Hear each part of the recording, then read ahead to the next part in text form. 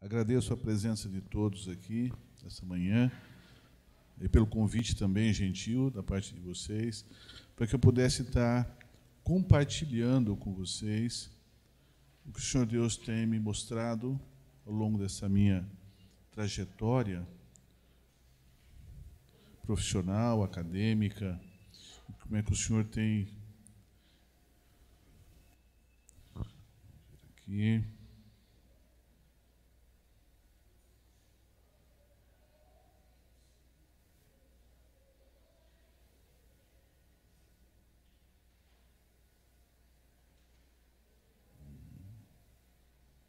Pronto, vamos lá. O tema que foi solicitado é a questão do cristão e a saúde mental. Não é? Nós temos que ter uma perspectiva de saúde mental diferente do que o mundo tem de saúde mental. Porque nós temos uma base, né, um alicerce que se fundamenta na nossa fé e a fé no nosso Deus. Então, algumas coisas que eles colocam como um problema, muitas vezes a gente não vê como um problema. Não é? Então, só para vocês terem uma ideia, abram suas Bíblias no livro de Mateus, capítulo 8.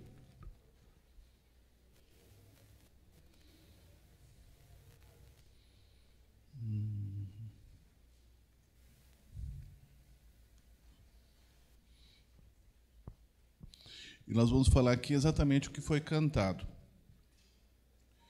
Então, Mateus capítulo 8, versículo 23 em diante. Então, entrando ele no barco, seus discípulos o seguiram. E eis que sobreveio no mar uma grande tempestade, de sorte que o barco era varrido pelas ondas. Entretanto, Jesus dormia. Mas os discípulos vieram acordá-lo, clamando: Senhor, salva-nos, perecemos. Perguntou-lhes então Jesus: por que sois tímidos, homens de pequena fé? E levantando-se, repreendeu os ventos e o mar, e fez grande bonança. E maravilharam-se os homens, dizendo: quem é este que até os ventos e o mar lhe obedecem? Diante de uma situação de estresse, Cristo dormia. Mas por que ele dormia? Porque ele sabe exatamente o que é que ele veio fazer aqui. Quais são as coisas que o Senhor Deus preparou para que ele fizesse e falasse. E também nós, da mesma forma, devemos andar pelas boas obras que de antemão Deus preparou para que andássemos nela e falássemos da sua palavra. Ele nos dá o exemplo. E diante da adversidade, ele confiou. Ele depositou toda a confiança dele em cima do Pai. E é o que nós temos que fazer também. Mas vamos então discutir algumas coisas, começando pelo estresse, depois definir o problema enquanto vivência pessoal, coletar informações, processar informações recebidas, selecionar a melhor estratégia adaptativa, trabalhar com a ansiedade, lidar com a angústia e a tristeza, a depressão. Depois eu vou concluir com vocês. Bom, o que seria estresse? Estresse é definido como incapacidade adaptativa, quando o nível de desajuste é tal que me dificulta a adaptação. Então, eu posso dizer, então deve ser sempre uma coisa grave. Não, não necessariamente. Se você colocar uma pedra no seu sapato, você está em estresse. E a sua conduta tem que ser a mais rápida e efetiva possível. Sente, tire o seu sapato, bata ele na calçada, tire a pedra e continue andando. Né? Você não pode ficar dizendo, tem uma pedra no meu sapato. Né? E aí você vai lamuriando, você vai balançando o pé até chegar na sua casa. Quando você chegar lá, você vai ter uma bolha no seu pé. Porque quando você não resolve o estresse vai te causando um problema. Ah, mas eu vivo estressado. Bom, então nós temos que definir como é que a gente vai trabalhar essa questão do estresse. Porque o estresse, ele tem uma base neurobiológica. Tá? E o estresse é importante em pequenas doses, né? Porque o estresse ele nos exercita o aspecto imunológico, né? Então, de certo modo, ele é bom, né?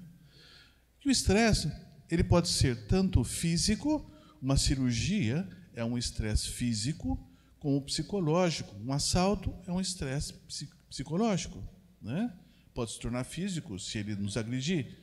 Mas, então, o estresse, não importa, o organismo não separa o que é o estresse físico do estresse biológico, não é? Tanto que, me lembro de um laudo, uma vez que eu fiz, que eu mostrava que o organismo não diferencia entre a dor física e a dor emocional. Há pessoas que passam por um sofrimento tão intenso e dizem assim, nossa, eu estou com uma tristeza que dói. Dói, né? Dói mesmo, né? A gente fala assim, não, mas é um modo de falar. Não, às vezes não, dói mesmo, né? Então, o nosso corpo não tem essa diferenciação. Os estudos de neurociência mostram que a dor física e a dor emocional são vivenciadas na mesma estrutura cerebral. Então, se eu tenho o estresse, eu tenho que diferir entre um estresse previsível ou imprevisível. São dois aspectos importantes do estresse. E se esse estresse ele é previsível, ele é de fraca, média ou intensa, uma intensidade muito alta, né? Se esse estresse é intenso, ele é breve, né? Ou ele é crônico, vai durar um longo período. Então, a gente percebe que o estresse ele é tão prejudicial se ele for mais imprevisível, mais intenso e mais crônico. Então, se eu falo, nossa, eu vivo um estresse na minha vida há anos. Vamos pegar, por exemplo, uma família que tenha um dependente químico, que sofre. Então, essa família vive 2, 3, 4, 5, 10 anos sofrendo, interna, desinterna, aquele sofrimento intenso, porque não é ele só que sofre, a família toda sofre, né? Até a sociedade sofre, né? Então, a gente percebe que o estresse ele pode ser uma coisa light, não é? Ou alguém que tem uma enfermidade grave na família. Então, ela começa a sofrer, e aí, enquanto não se resolve isso, ela vai anos e anos a fio com essa situação estressante. Mas, assim, sendo crônico, às vezes a pessoa começa a preparar o próprio luto, né? A própria tristeza, de repente, ela passa a ser previsível, não é? Então, tá bom, sofreu 10 anos com câncer, mas faleceu. Era previsível, né? Então, de certo modo, há coisas que são previsíveis, mas coisas que você não espera. São intensos, né? Agudo, e que você não espera. Um acidente, você não espera. De repente, olha, aconteceu, né? E aí, então, você vai ter que lidar com essa angústia, né? Que é um trânsito julgado, não há recurso, não tem como você rever isso. Seja lá o que você queira fazer, gritar, chorar, puxar o cabelo, enfim, também não vai adiantar, porque o que aconteceu, aconteceu e acabou. Então, você traz essa informação para o seu luto, elabora isso, coloca isso no curso da sua existência e conviva com isso. Mas é possível? Lógico que é, né? Quer dizer, quem aqui não perdeu alguém que ama? Eu já perdi pessoas que eu gosto. E aí, assim, no momento foi um estresse terrível, né? Mas hoje eu consigo lembrar, né?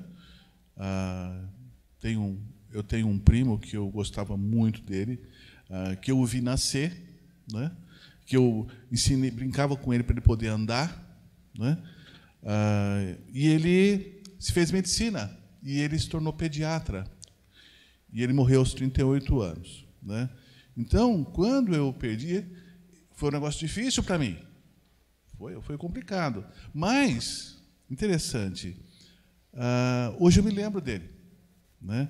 E me lembro, e às vezes dou risada sozinho, porque eu me lembro que ele era adepto às massas e tinha uma certa aversão a verduras. Então, um dia ele abriu a porta do pronto-socorro, disse para mim, assim, do lugar onde ele estava trabalhando, e falou assim, você vai aonde? Eu falei, eu vou almoçar. Ele falou, peraí que eu vou com você.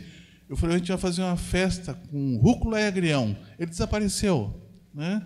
Porque se fosse pizza, com certeza ele estava do meu lado. Se fosse lasanha, ele estava na frente, entendeu? Mas rúcula e agrião aí já era complicado, né? Então, assim, eu lembro e dou risada, né, de ver as artes que ele fazia. Eu lembro com carinho, né? Eu lembro com saudade, mas eu não sofro. Eu não estou em profundo desespero porque isso aconteceu. Estive, muita tristeza. Mas, pronto, eu já passei a tristeza, fiquei, puxa, que pena. Mexeu com a gente, com a família. Como é que eu não ia mexer, né? Eu peguei ele no colo quando nasceu. Mas faz parte, né? A vida nos traz alguns aborrecimentos, é trânsito julgado, acabado, definido, e não há nada que eu possa fazer que isso vai mudar. Então, eu tenho que trazer ele para o luto, elaborar esse luto na minha vida, né? E lembrar, às vezes, com alegria e dar risada disso, né? Assim, mas é possível? Eu estou dando, né? Eu lembro com alegria quando ele dizia para mim alguma coisa, né? Ou eu convidava para almoçar, dizendo que ia ter verdura, né? Verdura, puxa vida, né? É como oferecer verdura para gaúcho que faz churrasco, né? Aquele alfacinho não me fez bem, né? A carne gorda não, mas o alface parece que não caiu legal, né? Então a gente percebe claramente que tem umas pessoas que são adeptas, né? Mais de alimentos com carboidrato, com alta caloria, e tal. E interessante que esses são os que mais querem emagrecer, né? Quer dizer, a gente não consegue entender esse paradoxo, né? Quer dizer, se eu quero comer carboidrato, como é que eu quero emagrecer, né? Então eu tenho que correr, mas assim, de maneira incompreensível, a gente não entende também, eles não gostam de exercício físico, né? Quer dizer, eu gosto de carboidrato, quero emagrecer e não gosto de atividade física. Então eu não sei como é que se arruma essa equação na cabeça. Bom, definido então o que seria estresse, e o estresse, vocês têm que entender que ele é uma reação neurobiológica e ele se presente de forma crônica em nossas vidas, por longo tempo, ele vai nos adoecer, né? Agora, existem alguns conceitos complicados, porque, assim, ansiedade. Ansiedade é um excesso de futuro. Ansiedade é onde você fica pensando naquilo. Freud dizia que o objeto do meu desejo está lá, nunca está aqui, nunca está do meu lado, nunca eu tenho, é aquilo que eu não tenho, né? É complicado, porque eu devia ser feliz com o que eu tenho, com o que Deus me deu. Mesmo porque o futuro é daqui a pouco, porque eu não posso garantir amanhã, né? Amanhã pertence a Deus, Ele não me deu amanhã, Ele me deu o presente do agora, né? Então eu tenho esse presente de viver esse momento com vocês aqui. Então é isso que eu tenho que estar vivendo, né? Não, mas depois, e se eu sair daqui, aí se eu pegar outro acidente na pista, aí se eu ficar 4 horas lá, eu nem sei se vou sair daqui, não é?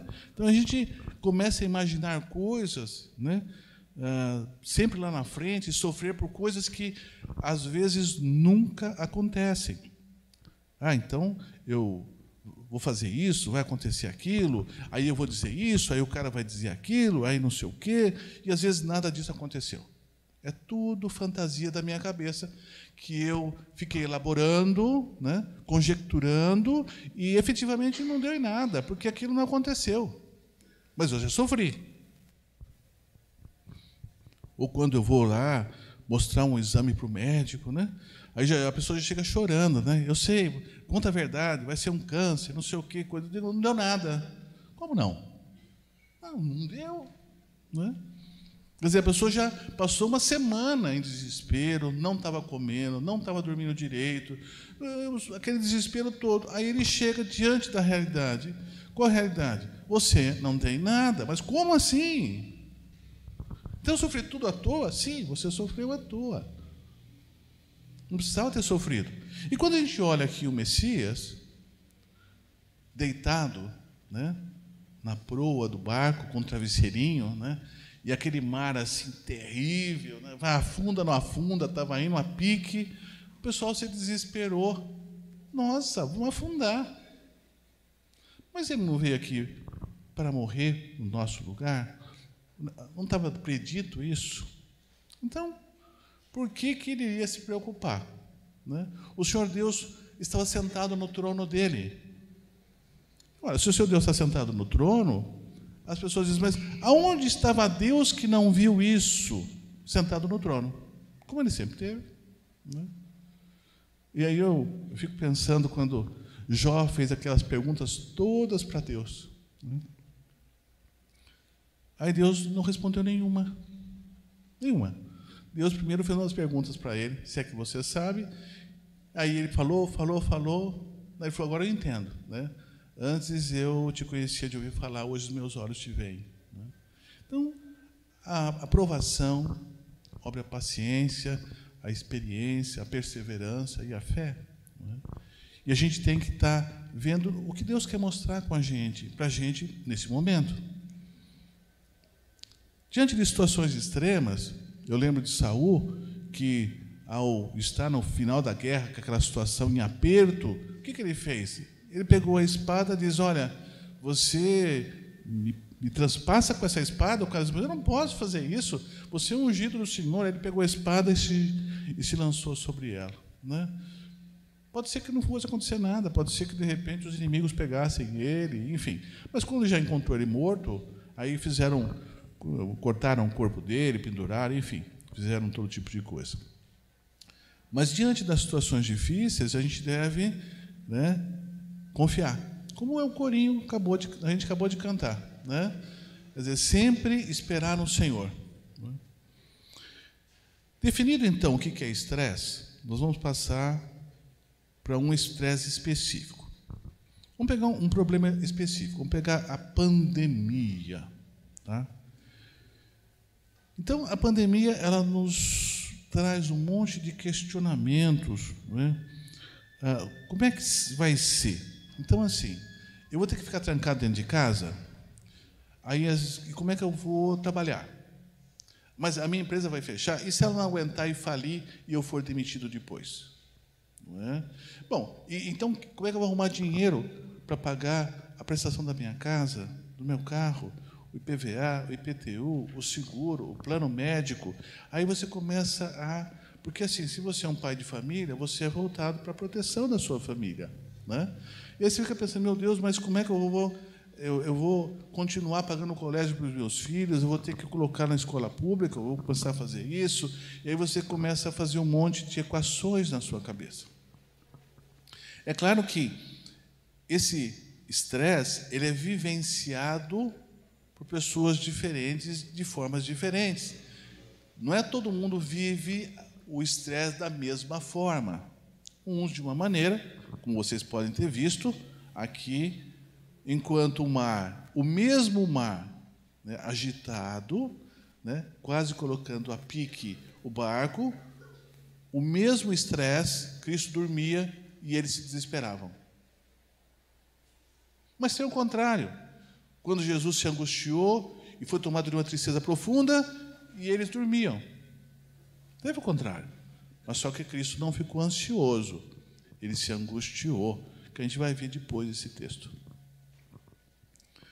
Bom, então, nós temos aqui uma palavra interessante que está no livro de Provérbios, capítulo 24, versículo 10, diz assim: se te mostrares fraco no dia da angústia, é que a tua força é pequena.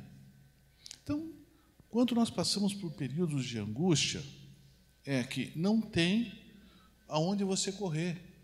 Né? Aonde você pode se apoiar? Em Deus. Porque é um fato consumado. Né? Então, a primeira coisa é definir os problemas de forma realista. Não, agora está tudo perdido. Não é? Agora eu vou morrer, agora não sei o quê. Não é? E é interessante, porque o problema, embora seja o mesmo, as pessoas vivenciam de forma diferente. Não é?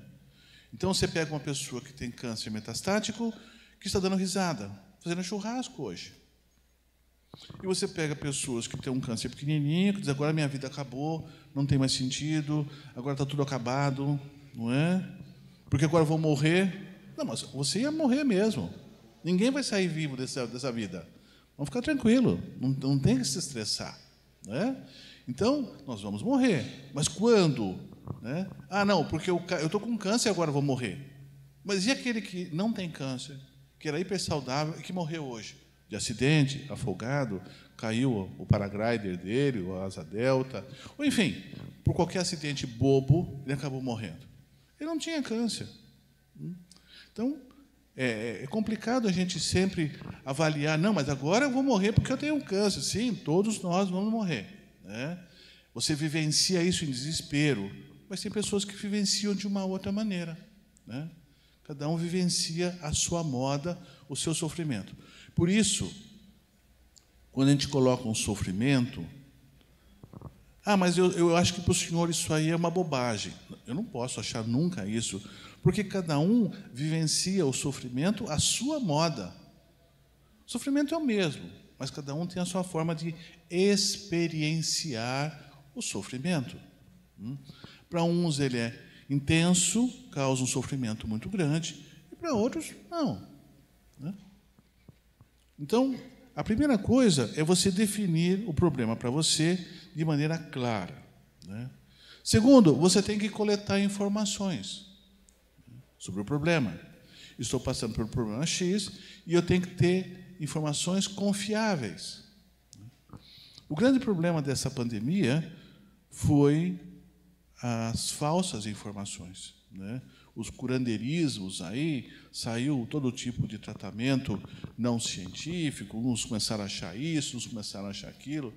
E eu estava lendo, acho que a OPAS publicou um artigo falando que em 3 meses de pandemia já tinha 50 milhões de textos publicados sobre o assunto, né? Assim, muita coisa de curioso, né? Muita pagelança, muita bruxaria, muita coisa de eu acho que eu penso, vamos fazer isso, né?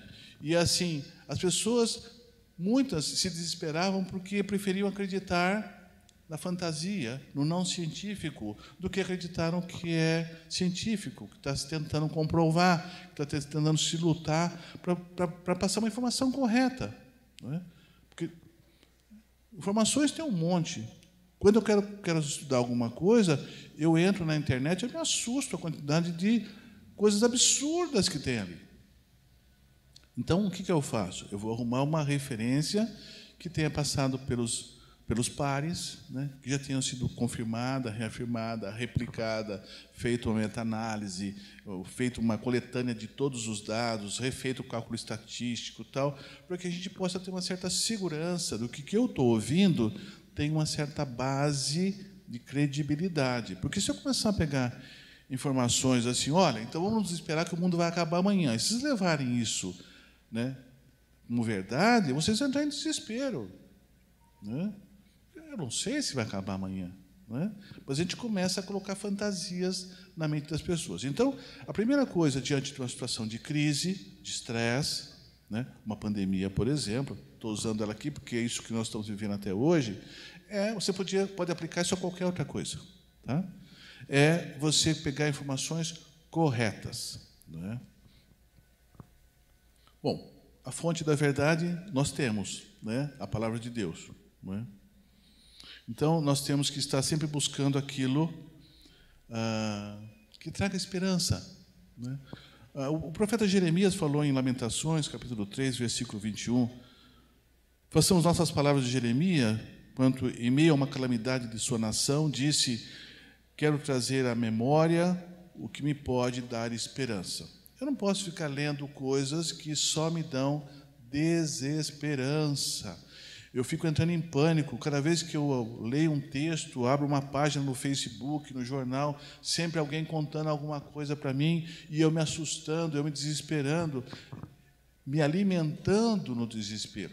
Eu tenho que procurar informações que sejam confiáveis, informações que eu possa dar uma certa credibilidade para ela, para que quando eu pensar, quando eu equacionar a solução do meu problema, eu tenha segurança que essas informações é a melhor que eu consegui ter, né? E tem base e aquela coisa toda. Bom, coleta informações, Eu tenho até aqui o texto que eu guardei aqui da OPAS. Conforme declarado pela Organização Mundial da Saúde, o surto de Covid-19, a resposta a ele tem sido acompanhada por uma enorme infodemia, que é uma pandemia de informações, das mais esdrúxulas.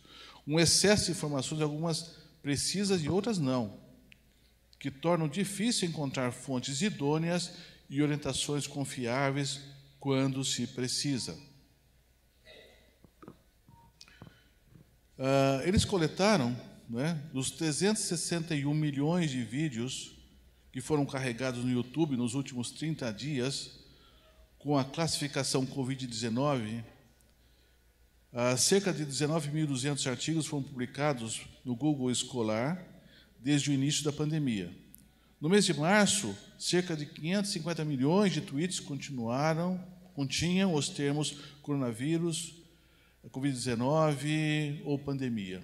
Então, essa infodemia, essa pandemia de informações, e muitas delas, todo mundo tem a dizer alguma coisa, tem para falar alguma coisa, e às vezes não tem base para falar, mas fala, publica, e aí assusta, porque as pessoas falam, mas tal pessoa falou isso.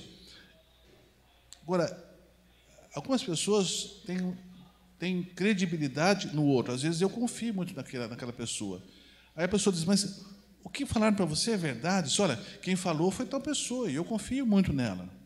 Então, tem pessoas que confiam no que a gente fala.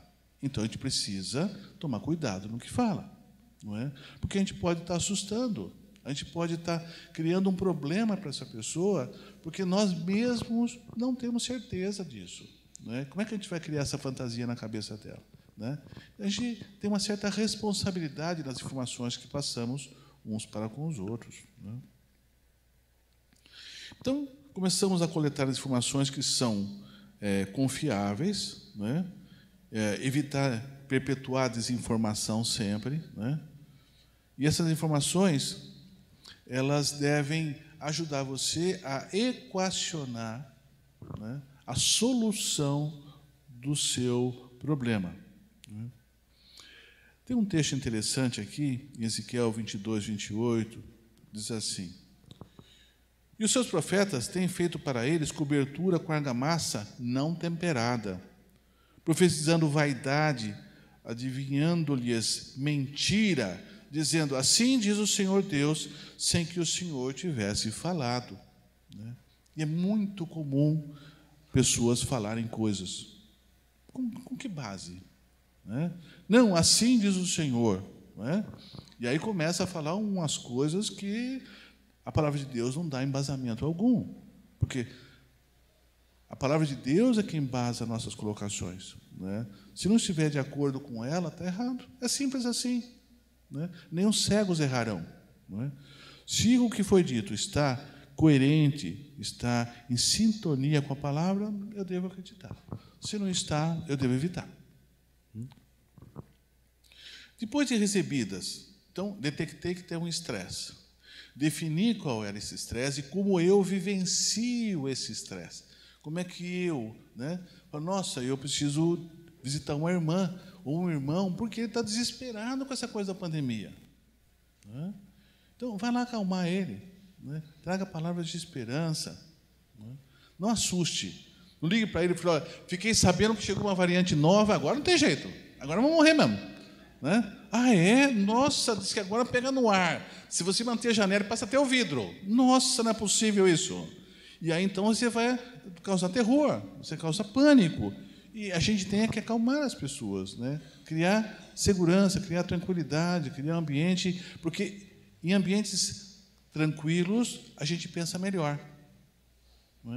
Em ambientes serenos, a gente consegue equacionar melhor os nossos problemas.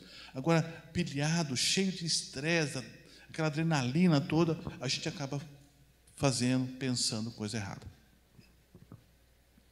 Então, processado as informações, a gente vai dizer, o que eu posso fazer? Tá bom. Então, processar as informações, assim, primeiro, fiquei sabendo que é um vírus. Tá. O que eu posso fazer? Bom, eu posso lavar a mão, então farei isso, vou lavar a mão. Eu posso usar máscara, tá bom, então vou usar máscara. Eu tenho que evitar o contato em multidões, então eu vou evitar o contato em multidões, né? E vou checar sempre se existe alguma outra coisa que eu possa fazer. Checar o protocolo. Olha, estou chegando em casa lavando a mão? Estou. Tá. Tenho usado máscara? Tenho, quando saio de casa. Tenho, né, higienizado as coisas, passado álcool, enfim, tudo que a ciência coloca. Sim, eu tenho feito. Bom, então, tudo que eu posso fazer é, primeiro, orar e esperar em Deus. E segundo, fazer tudo o que foi orientado tecnicamente falando. Então, ponho máscara, evito contato social ou aglomeração, enfim, faço tudo o que for necessário, né? Uso o desinfetante para limpar as coisas, ponho máscara em ambiente, se estiver gripado, não entro em contato. Se vai sair para fazer compra, então não vai ser a família inteira, sai um para se expor lá, põe máscara, se prepara todo, aí traz o alimento para casa. Não, vamos sair todo mundo, parece uma festa. Nós estamos em momentos difíceis, então vamos fazer um planejamento para que a gente possa ter o melhor resultado possível, não é?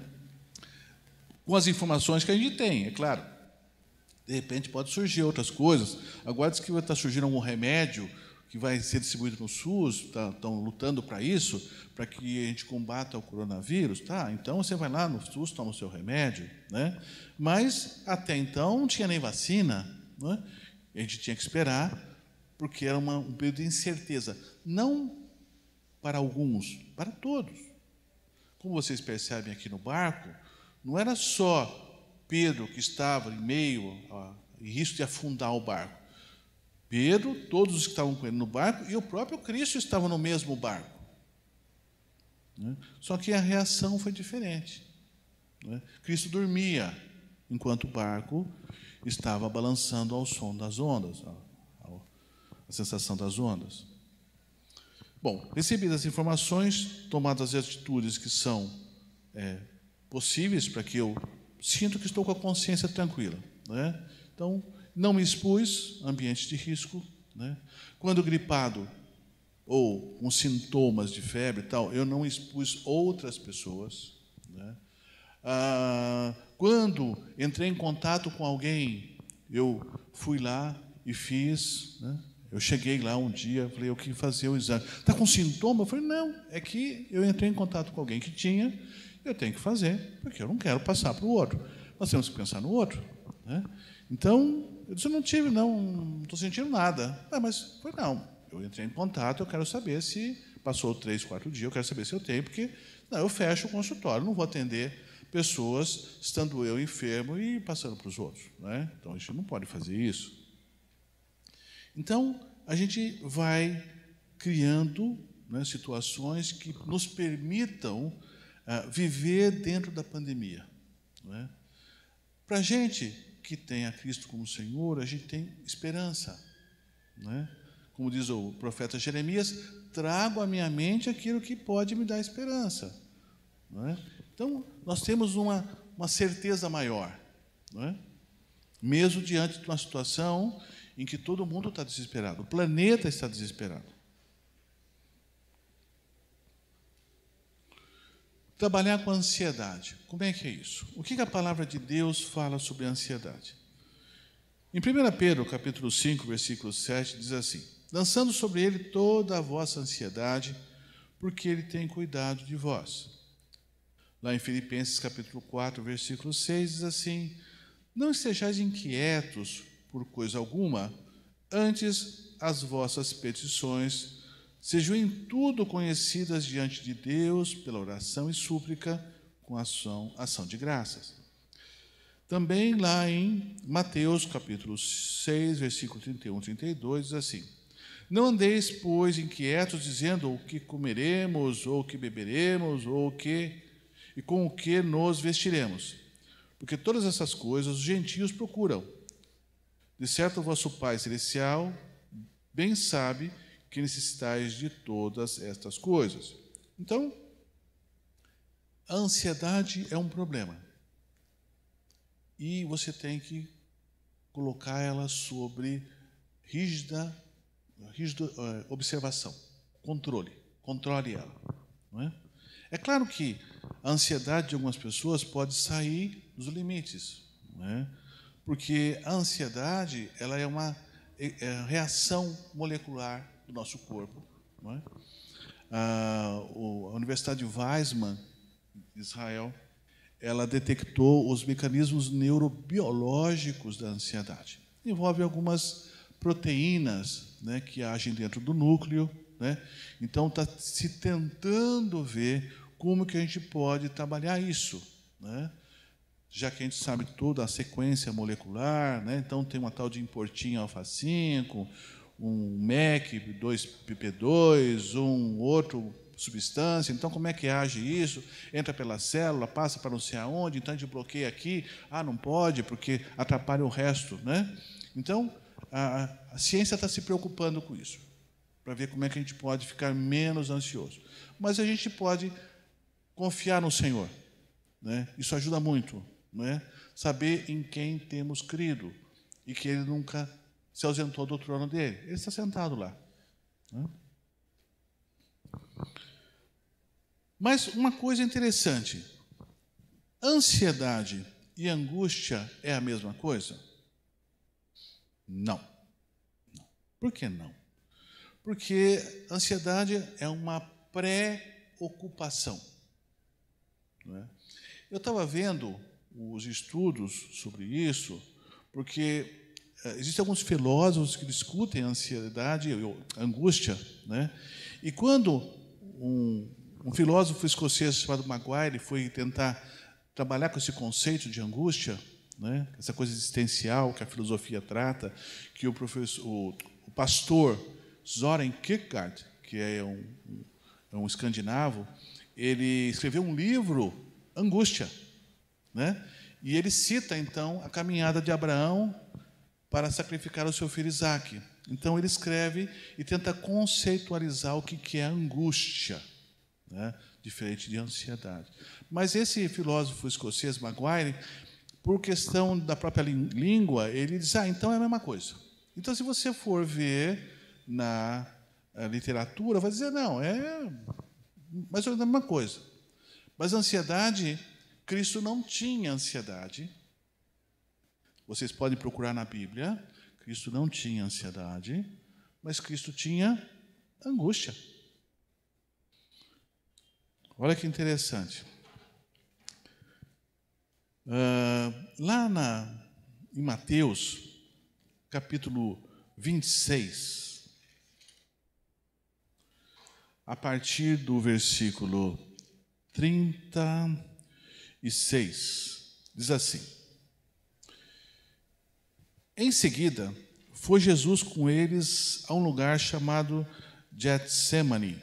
Getsemane é lugar onde aperta as olivas para produzir o mel, né? O mel não, o azeite. Então, você coloca as olivas, você tem aquele buraco, você tem uma madeira que você coloca num ponto fixo e você vai apertando aquilo para extrair o azeite. Então, ele subiu ao monte de Getsemane para orar. Assentai-vos aqui enquanto eu vou ali orar. E levando consigo a Pedro e aos 2 filhos de Zebedeu, começou a entristecer-se e a angustiar-se. Ora, Jesus se angustiava? Sim, Jesus se angustiava. Jesus se entristecia? Sim, Jesus foi tomado de uma tristeza tão profunda que ele chegou a suar sangue. Peraí, mas então tristeza e angústia não são doenças? Não. São processos absolutamente naturais? São. Não é? Mas então eu fico triste, eu vou no médico para tomar antidepressivo? Eu fui num congresso na Espanha e um professor da Universidade La Plutense de Madrid, ele fez um trabalho interessante. Ele viu que existiam artigos dizendo que os antidepressivos não funcionavam, tinham uma baixa resolutilidade.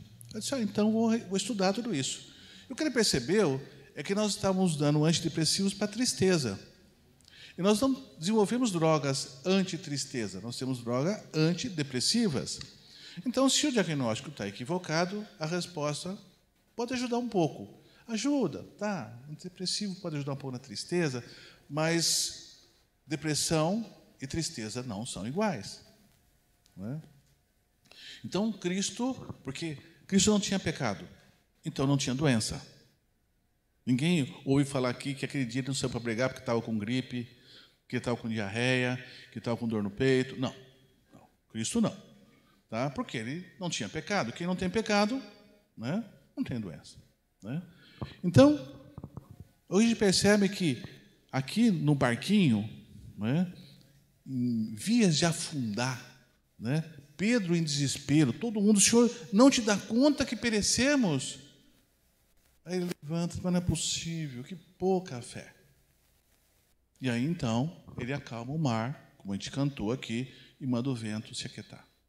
Agora, aqui, ele está diante de uma situação que ele vai ter que passar, que é paradoxal a ele.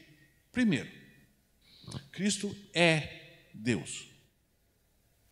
Ele estava vivendo como homem. Cristo, como Deus, não morre. Ele ia ter que passar pela experiência da morte. Cristo, enquanto Deus, não tem necessidades. Enquanto homem, ele tinha fome, sede, frio. Então, ele estava passando por uma situação contrária à natureza dele. E eu percebo que quanto mais a gente age de forma contrária à nossa própria natureza, mais a gente se angustia. Né? Então, Cristo estava passando por uma situação ímpar. Não é? Porque ele estava vivendo como um homem, iria morrer como um homem, iria ser torturado como um homem, e ele apanhou tanto, que os relatos mostram que ele foi desfigurado, ele foi irreconhecível quase. Tamanha crueldade que as pessoas fizeram com ele. Então, Cristo, ele se angustiava, porque isso é próprio do ser humano, todo mundo aqui tem angústia. Cristo se entristecia, ou seja, fazia o luto da sua angústia. Então, ele elaborava isso para colocar dentro do ciclo da sua vida. Agora, há pessoas que têm uma tristeza crônica, porque ela sofreu uma fatalidade na vida, uma perda qualquer, e ela não aceita isso. Então, primeiro ela se volta contra Deus. Depois ela entra num processo crônico de tristeza, que não é depressão, e ela começa, então, a procurar os médicos para ver se ela consegue reverter, né, ganhar no tapetão. Né? Ela quer ganhar de outra forma. Não. Se eu tenho uma angústia que eu tenho que resolver ela, eu tenho que fazer o meu luto, a minha tristeza, eu tenho que elaborar isso e pronto. Não é? Aí a pessoa não aceita. Então ela fica dando murro na ponta da faca, não é? Para ver se ela consegue cicatrizar a mão dela. Não vai adiantar nada. Não é? Então o que acontece? Quando eu estou falando aqui que uma pessoa pode ter uma tristeza crônica que dure anos, é porque ela não consegue aceitar e não consegue elaborar o próprio luto. Agora, a angústia e a tristeza são fenômenos absolutamente naturais. Depressão não, e eu vou comentar com vocês, então, no retorno do nosso intervalo.